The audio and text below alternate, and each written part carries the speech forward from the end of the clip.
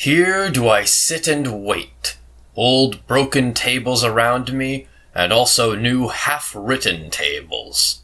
When cometh mine hour, the hour of my descent, of my down-going? For once more will I go unto men. For that hour do I now wait, for first must the signs come unto me that it is mine hour, namely, the laughing lion with the flock of doves. Meanwhile do I talk to myself as one who hath time. No one telleth me anything now, so I tell myself mine own story. When I came unto men, then I found them resting on an old infatuation. All of them thought they had long known what was good and bad for men. An old wearisome business seemed to them all discourse about virtue, and he who wished to sleep well spake of good and bad ere retiring to rest. This somnolence did I disturb when I taught that no one yet knoweth what is good and bad, unless it be the creating one. It is he, however, who createth man's goal, and giveth to the earth its meaning and its future. He only effecteth it that aught is good or bad. And I bade them upset their old academic chairs, and wherever that old infatuation had sat, I bade them laugh at their great moralists, their saints, their poets, and their saviors. At their gloomy sages did I bid them laugh, and whoever had sat admonishing as a black scarecrow on the tree of life. On their great grave highway did I seat myself, and even beside the carrion and vultures, and I laughed at all their bygone and its mellow decaying glory. Verily, like penitential preachers and fools, did I cry wrath and shame on all their greatness and smallness. Oh, that their best is so very small! Oh, that their worst is so very small! Thus did I laugh. Thus did my wise longing, born in the mountains, cry and laugh in me, a wild wisdom, verily, my great pinion-rustling longing. And oft did it carry me, oft and up and away, and in the midst of laughter. Then I flew, quivering like an arrow, with sun-intoxicated rapture, out into distant futures, which no dream hath yet seen, into warmer souths than ever sculptor conceived, where gods in their dancing are ashamed of all clothes, that I may speak in parables, and halt and stammer like the poets, and verily I am ashamed that I still have to be a poet, where all becoming seem to me dancing of gods, and wantoning of gods, and the world unloosed and unbridled and fleeing back to itself, as an eternal self-fleeing and re-seeking of one another of many gods, as the blessed self-contradicting, recommuting, and refraternizing with one another of many gods, where all time seemed to me a blessed mockery of moments, where necessity was freedom itself, which played happily with the goad of freedom, where I found again mine old devil and arch-enemy, the spirit of gravity, and all that it created, constraint, law, necessity, and consequence, and purpose, and will, and good and evil. For must there not be that which is danced over, danced beyond? Must there not, for the sake of the nimble, the nimblest, be moles and clumsy dwarves? There it was also where I picked up from the path the word Übermensch, and that man is something that must be surpassed, that man is a bridge and not a goal, rejoicing over his noontides and evenings as advances to new rosy dawns. the Zarathustra word of the great noontide, and whatever else I have hung up over men like purple evening afterglows. Verily, also new stars did I make them see, along with new nights, and over cloud and day and night did I spread out laughter like a gay-colored canopy. I taught them all my poetization and aspiration, to compose and collect into unity what is fragment in man, and riddle and fearful chance. As composer, riddle reader, and redeemer of chance, did I teach them to create the future, and all that hath been, to redeem by creating. The past of man to redeem, and every it was to transform, until the will saith, but so did I will it, so shall I will it. This did I call redemption, this alone taught I them to call redemption. Now do I await my redemption, that I may go unto them for the last time. For once more will I go unto men, amongst them my sun will set, in dying will I give them my choicest gift. From the sun did I learn this, when it goeth down, the exuberant one. Gold doth it then pour into the sea, out of inexhaustible riches, so that the poorest fisherman roweth even with golden oars. For this did I once see, and did not tire of weeping in beholding it. Like the sun will also Zarathustra go down. Now sitteth he here and waiteth, old broken tables around him, and also new tables half written. Behold, here is a new table, but where are my brethren who will carry it with me to the valley and into hearts of flesh? Thus demandeth my great love to the remotest ones. Be not considerate of thy neighbor. Man is something that must be surpassed. There are many diverse ways and modes of surpassing. See thou thereto. But only a buffoon thinketh, man can also be overlet. Surpass thyself even in thy neighbor, and a right which thou canst seize upon shalt thou not allow to be given thee. What thou doest can no one do to thee again. Lo, there is no requital. He who cannot command himself shall obey, and many a one can command himself, but still sorely lacketh self-obedience. Thus wisheth the type of noble souls. They desire to have nothing gratuitously, least of all life.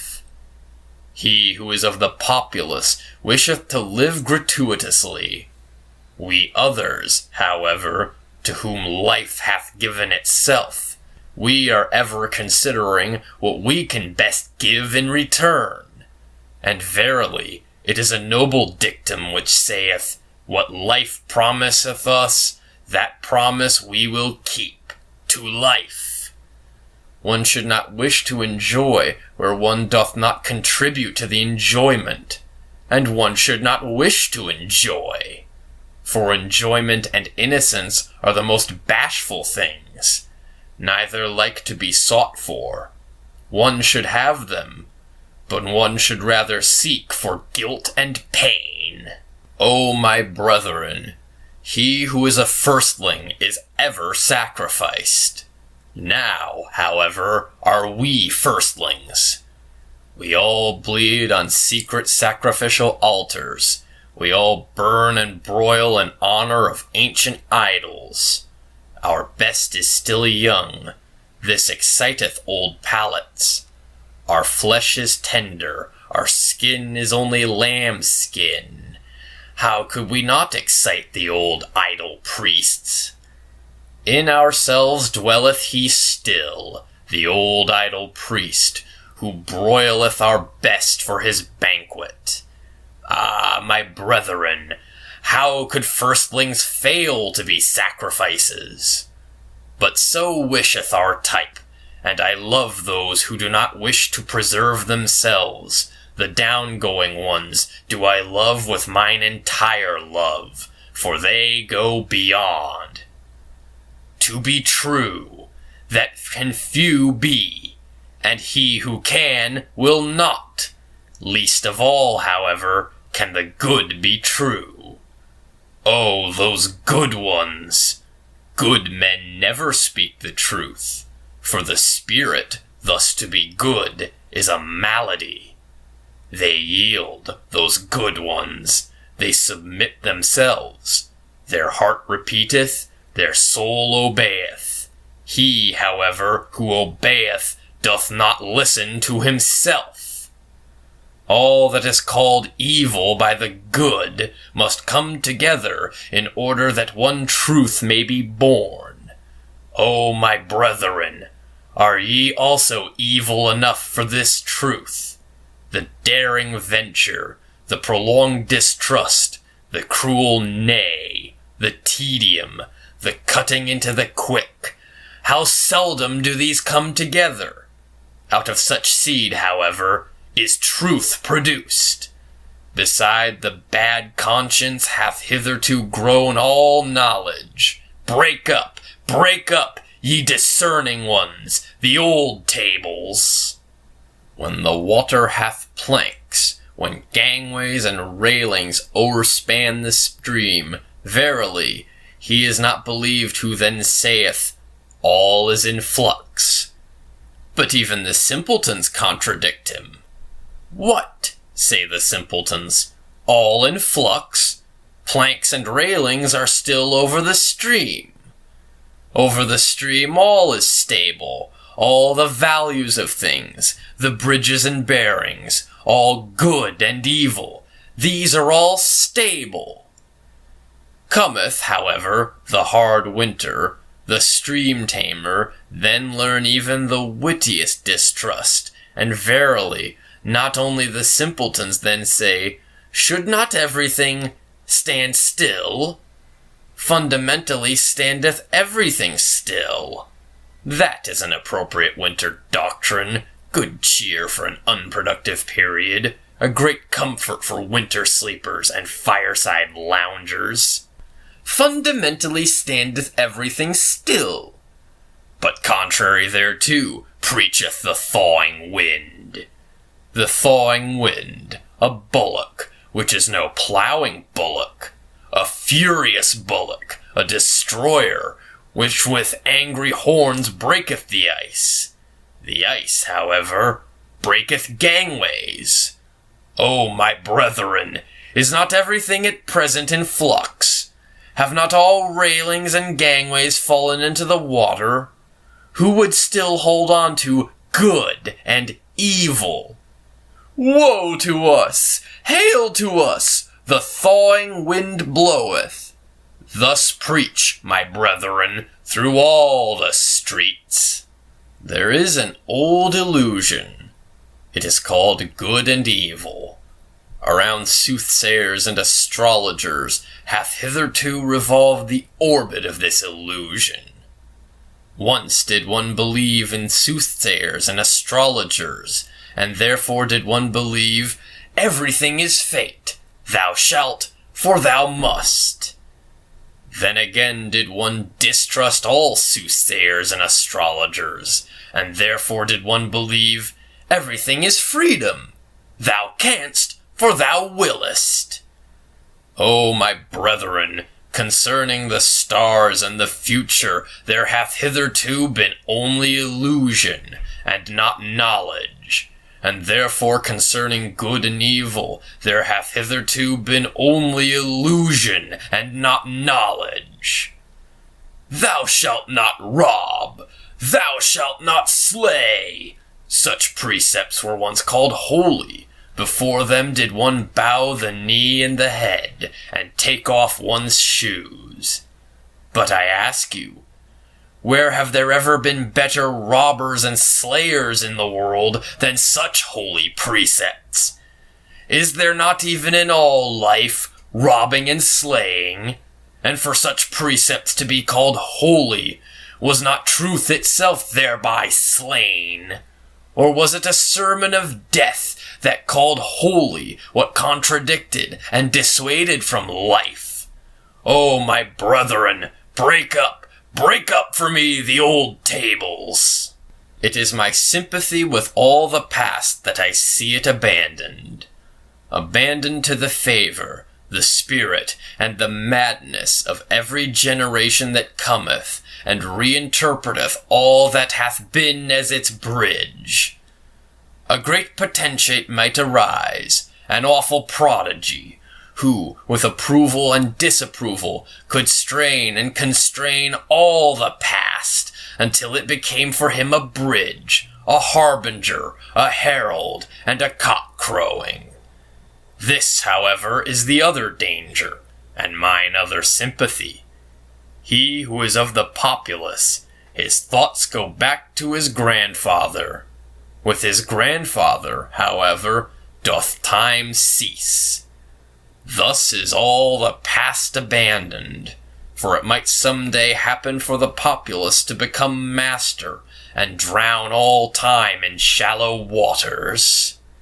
Therefore, O my brethren, a new nobility is needed, which shall be the adversary of all populace and potentate rule, and shall ascribe anew the old noble upon new tables.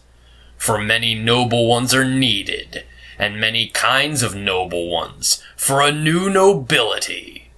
Or, as I once said in parable, that is just divinity, that there are gods, but no God. O my brethren, I consecrate you, and point you to a new nobility. Ye shall become procreators, and cultivators, and sowers of the future.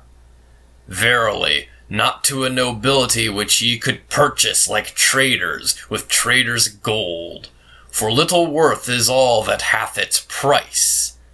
Let it not be your honor henceforth whence ye came, but whither ye go, your will and your feet which seek to surpass you.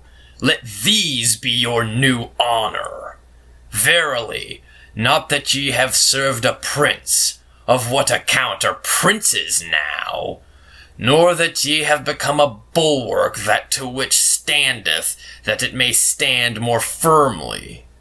Not that your family have become more courtly at courts, and that ye have learned, gay-colored like the flamingo, to stand long hours in shallow pools.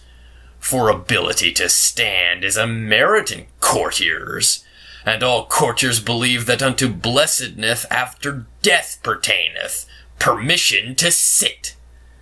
Nor even that a spirit be called holy led your forefathers into promised lands, which I do not praise, for where the worst of all trees grew, the cross, in that land there is nothing to praise.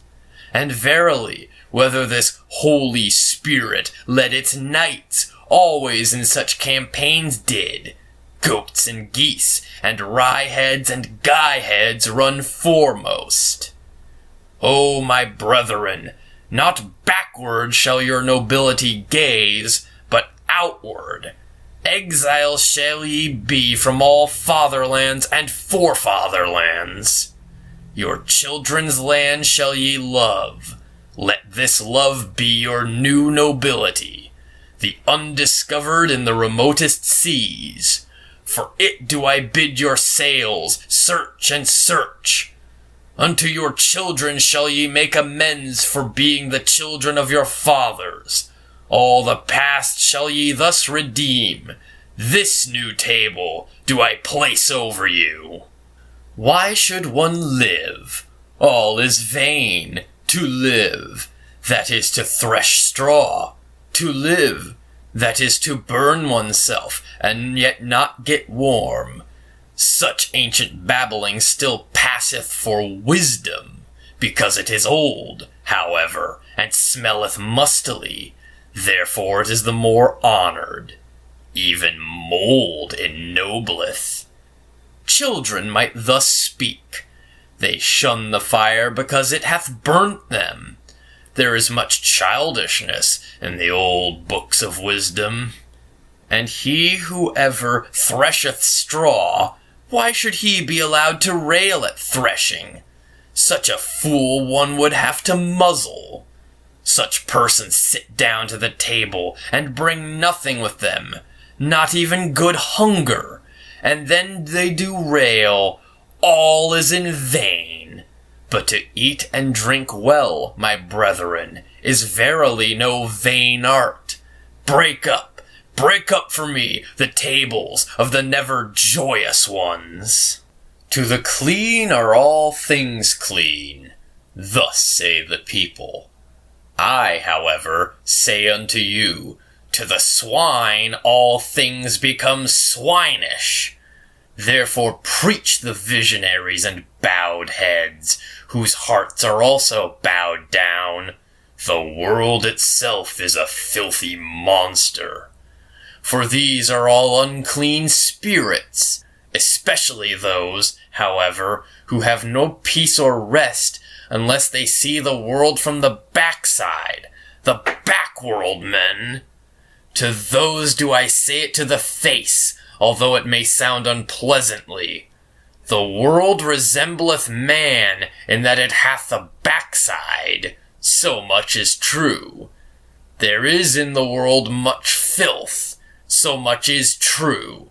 But the world itself is not therefore a filthy monster.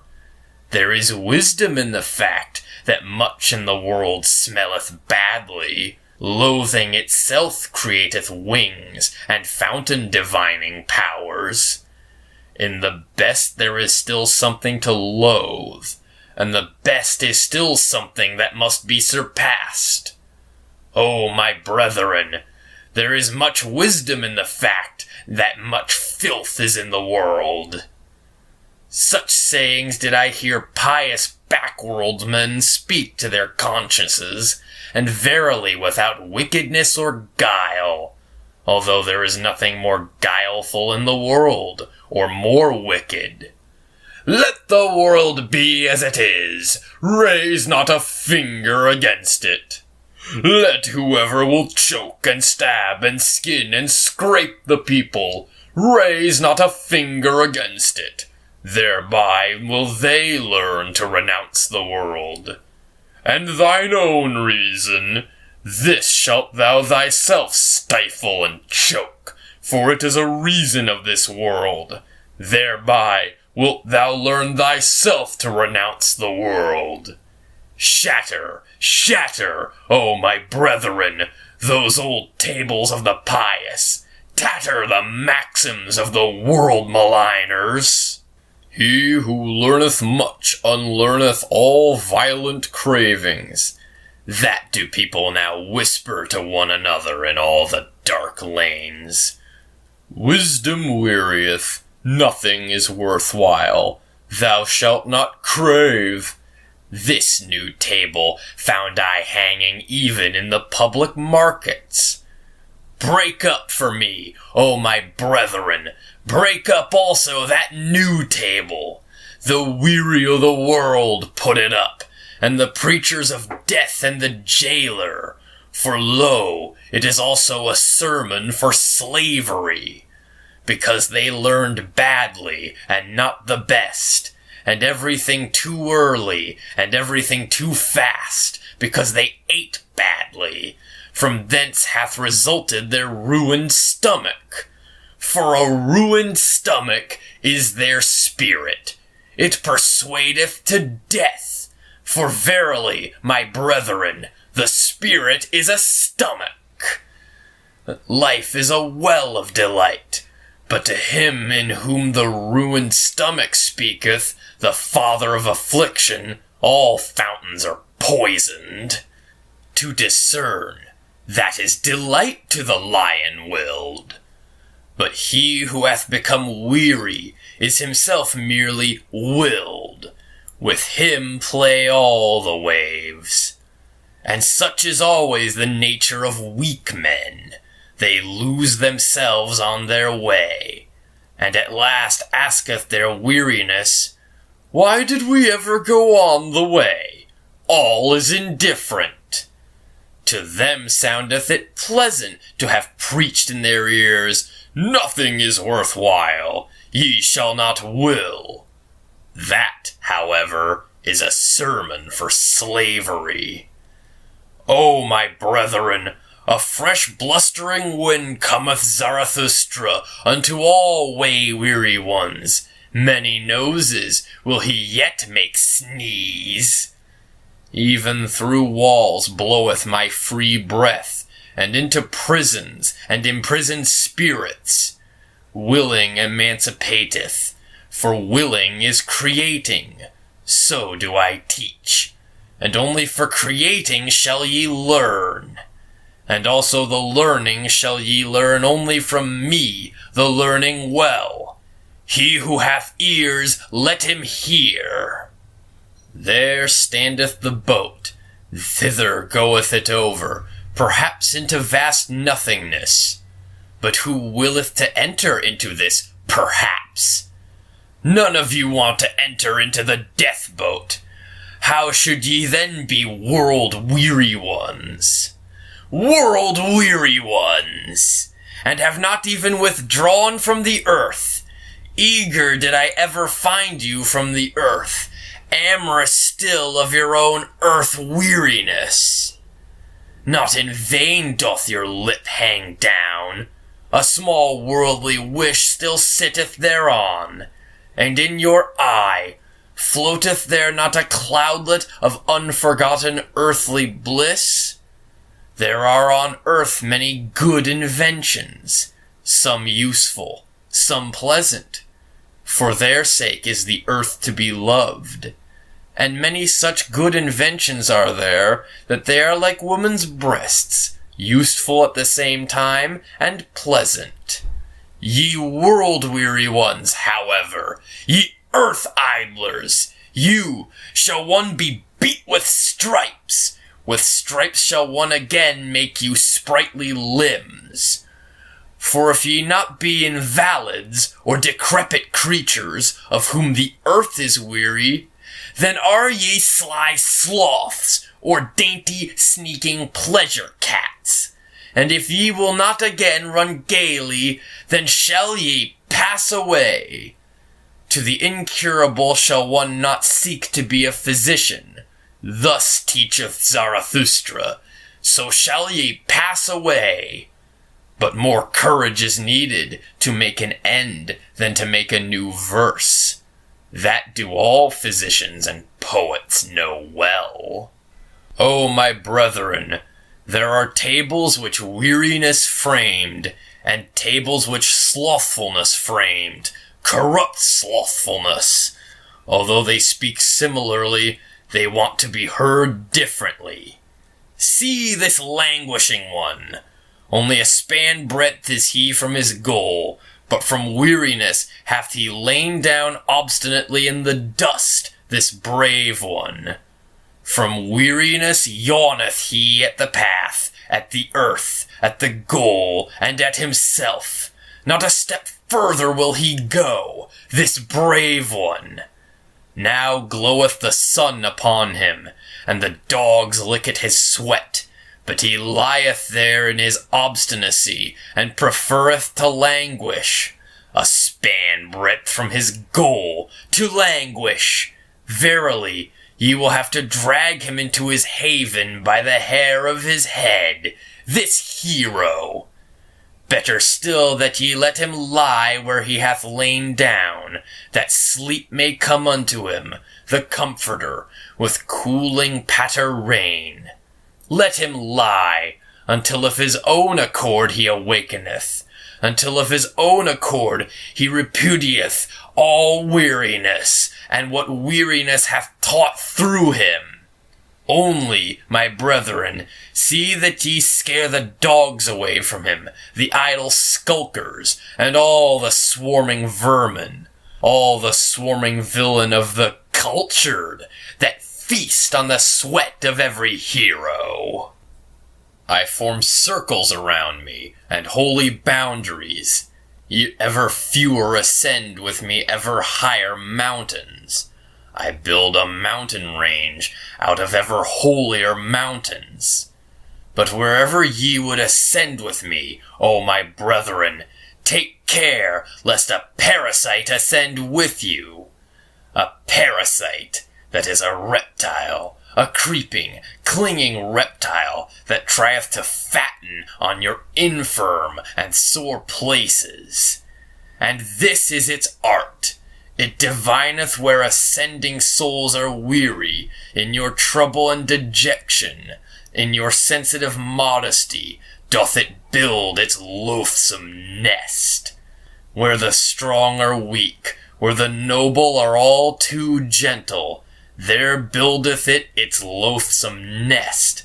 The parasite liveth where the great have small sore places. What is the highest of all species being, and what is the lowest? The parasite is the lowest species. He, however, who is of the highest species, feedeth most parasites. For the soul which hath the longest ladder, and can go the deepest down, how could there fail to be most parasites upon it?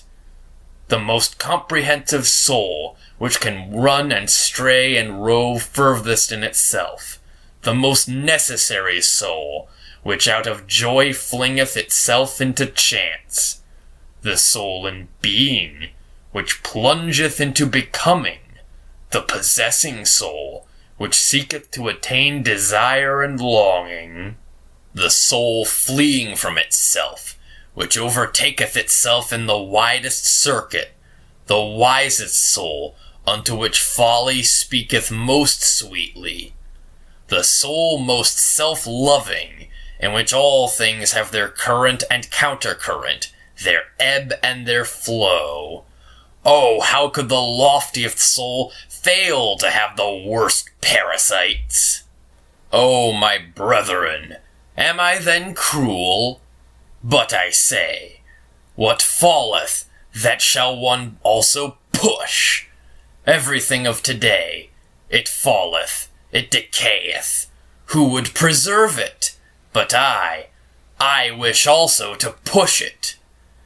Know ye the delight which rolleth stones into precipitous depths? Those men of today, see just how they roll into my depths. A prelude am I to better players, O my brethren, an example.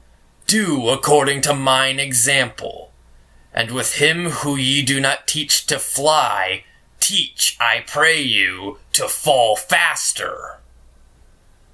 I love the brave, but it is not enough to be a swordsman. One must also know whereon to use swordsmanship. And often is it greater bravery to keep quiet and pass by, that thereby one may reserve oneself for a worthier foe. Ye shall only have foes to be hated, but not foes to be despised. Ye must be proud of your foes. Thus have I already taught. For the worthier foe, O my brethren, shall ye reserve yourselves. Therefore ye must pass many a one, especially many of the rabble, who din your ears with noise about people and peoples. Keep your eye clear of their for and against. There is there much right, much wrong. He who looketh on become wroth. Therein viewing, therein hewing, they are the same thing. Therefore depart into the forests, and lay your swords to sleep. Go your ways, and let the people and peoples go theirs. Gloomy ways, verily, on which not a single hope glinteth any more. Let there the traitor rule, where all that glittereth is traitors' gold. It is the time of kings no longer. That which now calleth itself the people is unworthy of kings. See how these peoples themselves now do just like the traitors. They pick up the smallest advantage out of all kinds of rubbish. They lay lures for another. They lure things out of one another. That they call good neighborliness. Oh, blessed remote period when a people said to itself, I will be master over peoples. For, my brethren, the best shall rule, the best also willeth to rule, and where the teaching is different, there the best is lacking. If they had bread for nothing, alas, for what would they cry? Their maintainment, that is their true entertainment, and they shall have it hard. Beasts of prey are they. In their working there is much plundering. In their earning there is even overreaching. Therefore shall they have it hard. Better beasts of prey shall they thus become, subtler, cleverer, more manlike. For man is the best beast of prey. All the animals hath man already robbed of their virtues. That is why of all animals it hath been hardest for man. Only the birds are still beyond him. And if man should yet learn to fly, alas, to what height would his rapacity fly? Thus would I have man and woman, fit for war for the one, fit for maternity the other. Both, however, fit for dancing with head and legs. And lost be the day to us in which a measure hath not been danced, and false be every truth which hath had not laughter along with it. Your marriage arranging, see that it be not a bad arranging. Ye have arranged too hastily, so there followeth therefrom marriage breaking. And better marriage breaking than marriage bending, marriage lying. Thus spake a woman unto me, Indeed, I broke the marriage, but first did the marriage break me. The badly paired found I ever the most revengeful. They make everyone suffer for it that they no longer run singly. On that account want I the honest ones to say to one another, We love each other. Let us see to it that we maintain our love, or shall our pledging be blundering? Give us a set term and a small marriage, that we may see if we are fit for the great marriage.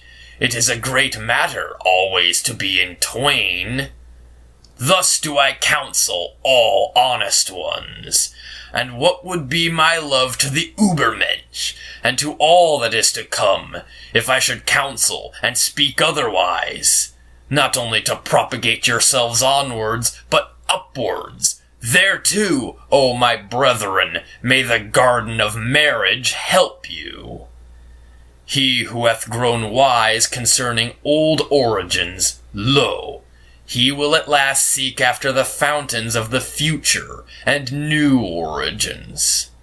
O my brethren, not long will it be until new peoples shall arise, and new fountains shall rush down into new depths.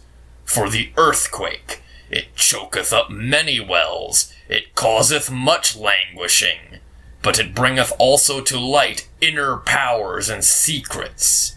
The earthquake discloseth new fountains. In the earthquake of old peoples, new fountains burst forth. And whoever calleth out, Lo, here is a well for many thirsty ones, one heart for many longing ones, one will for many instruments. Around him collecteth a people, that is to say, many attempting ones. Who can command? Who must obey? That is there attempted. Ah, with what long seeking and solving and failing and learning and re-attempting. Human society. It is an attempt, so I teach. A long seeking. It seeketh, however, the ruler. An attempt, my brethren, and no contract. Destroy, I pray you, destroy that word of the soft-hearted and the half and half. O my brethren, with whom lieth the greatest danger to the whole human future? Is it not with the good and just? As those who say and feel in their hearts, we already know what is good and just, we possess it also. Woe to those who still seek thereafter. And whatever harm they the wicked do, the harm of the good is the harmfulest harm. And whatever harm the world maligners may do, the harm of the good is the harmfulest harm. O my brethren, into the hearts of the good and just looked someone once upon a time who said, they are the Pharisees. But people did not understand him. The good and just themselves were not free to understand him. Their spirit was imprisoned in their good conscience. The stupidity of the good is unfathomably wise. It is the truth, however, that the good must be Pharisees. They have no choice. The good must crucify him who deviseth his own virtue. That is the truth. The second one, however, who discovered their country, the country, heart, and soil of the good and just. It was he who asked, whom do they hate most? The Creator hate they most, him who breaketh the tables and old values, the breaker. Him they call the lawbreaker. For the good they cannot create. They are always the beginning of the end. They crucify him who writeth new values on new tables. They sacrifice unto themselves the future. They crucify the whole human future. The good. They have always been the beginning of the end. O my brethren, have ye also understood this word? And what I once said of the last man, with whom lieth the greatest danger to the whole human future? Is it not the good and just? Break up, I pray you, the good and just. O my brethren, have ye understood also this word? Ye flee from me. Ye are frightened. Ye tremble at this word. O my brethren, when I enjoined you to break up the good, and the tables of the good, then only did I embark man on his high seas. And now only cometh unto him the great terror, the great outlook, the great sickness, the great nausea, the great seasickness. False shores and false securities did the good teach you. In the lies of the good were ye born and bred. Everything hath been radically contorted and distorted by the good. But he who discovered the country of man also discovered the country of man's future. Now shall ye be sailors for me, brave, patient. Keep yourselves up betimes, my brethren. Learn to keep yourselves up. The sea stormeth. Many seek to raise themselves again by you. The sea stormeth. All is in the sea. Well, cheer up, ye old seamen hearts. What of fatherland? Thither striveth our helm where our children's land is. Thitherwards, stormier than the sea, stormeth our great longing. Why so hard? Said to the diamond one day the charcoal. Are we not then near relatives? Why so soft? O my brethren, thus do I ask you, are ye not then my brethren? Why so soft, so submissive and yielding? Why is there so much negation and abnegation in your hearts? Why is there so little fate in your looks? And if ye will not be fates and inexorable ones, how can ye one day conquer with me? And if your hardness will not glance and cut and chip to pieces, how can ye one day create with me? For the creators are hard, and blessedness must it seem to you to press your hand upon millenniums as upon wax, blessedness to write upon the will of millenniums as upon brass, harder than brass, nobler than brass. Entirely hard is only the noblest.